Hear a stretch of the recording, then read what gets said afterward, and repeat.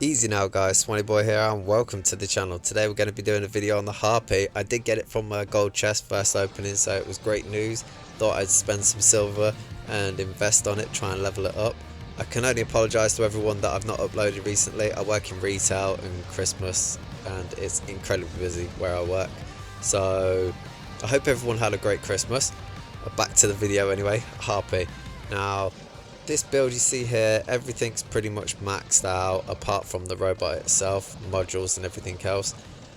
I find this robot difficult to use. It's not in my playstyle in particularly, but it might be in someone who likes to use a scorpion, you know, hit and run kind of tactics.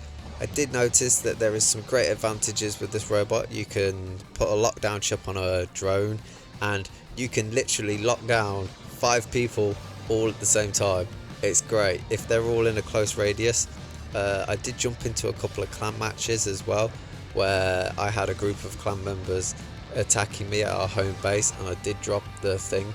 I think it's the bomb that it has inbuilt weapon while it's during its ability, and it's great to watch all of them trigger, because when one bomb effect triggers, it knocks onto the next person. So even if they're both going to blow up at the same time, you still get an extra 25k damage from the first one, and when the second one blows up, that's another 25k damage, and it passes that 25k to the other one, if that makes sense.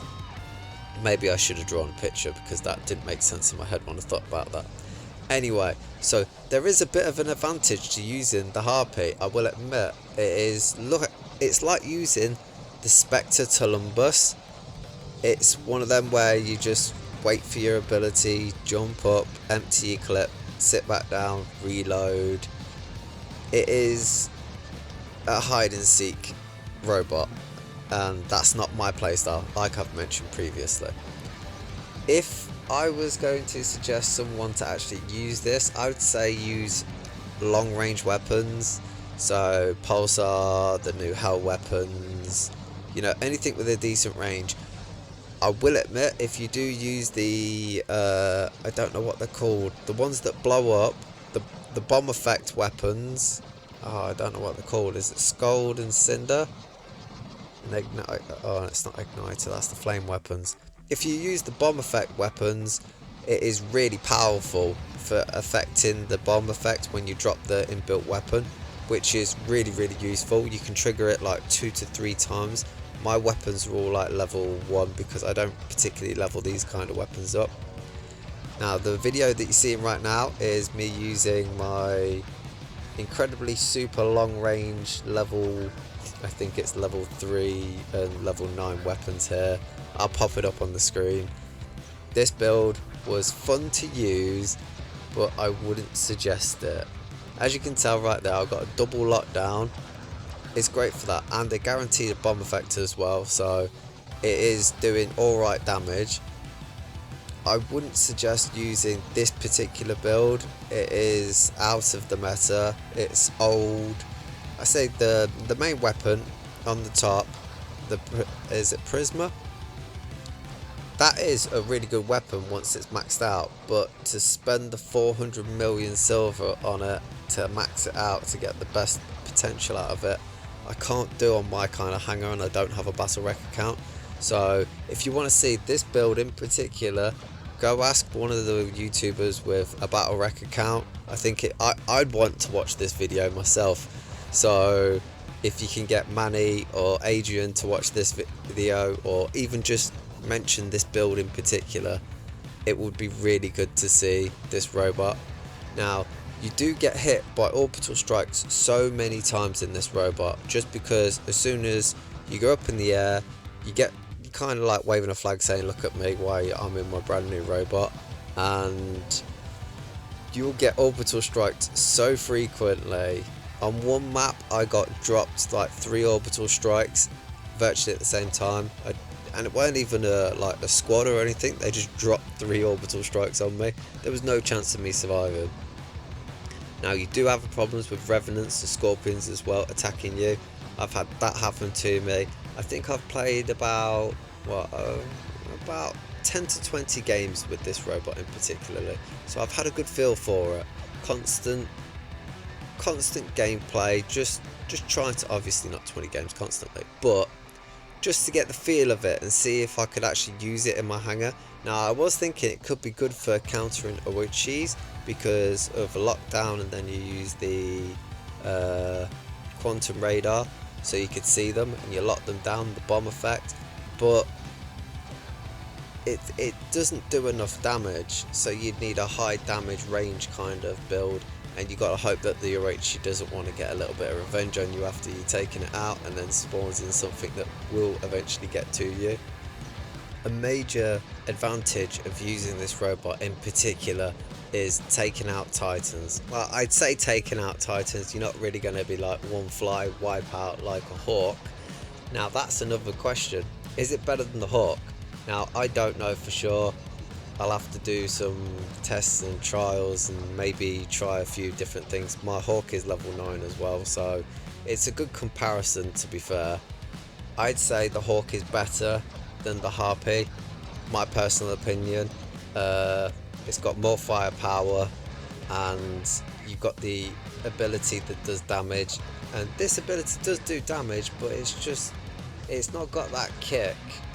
It is a slow build up. Now it's not, like I said, it's not my cup of tea, so this robot may be suited for those camping people, or well, that's pretty much it, ain't it, at the end of the day? People who like to play peekaboo and hide and seek and